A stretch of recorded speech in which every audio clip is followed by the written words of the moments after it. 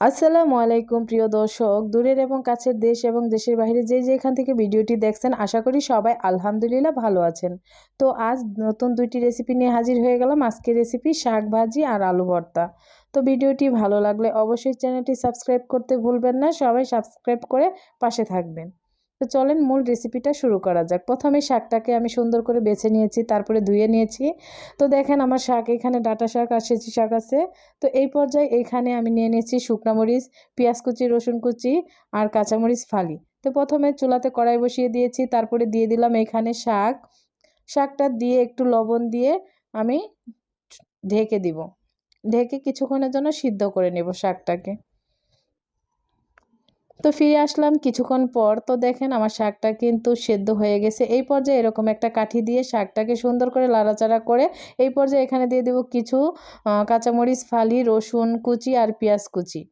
তো পেঁয়াজ কুচিটা দেওয়া হয়ে গেলে এই পর্যায়ে আমি একটা কাঠি দিয়ে শাকের সাথে কাঁচামরিচ আর পেঁয়াজ আর রসুন এগুলো আমি একটু দিয়ে লাড়াচাড়া করে নেব।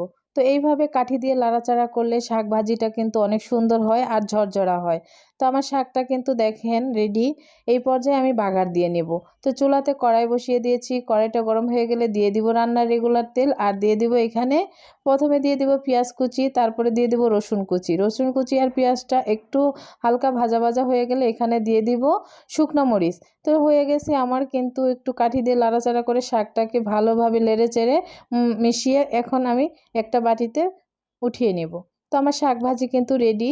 তো চলেন এই পর্যায়ে আমি আলু ভর্তাটা আপনাদেরকে দেখিয়ে দিচ্ছি।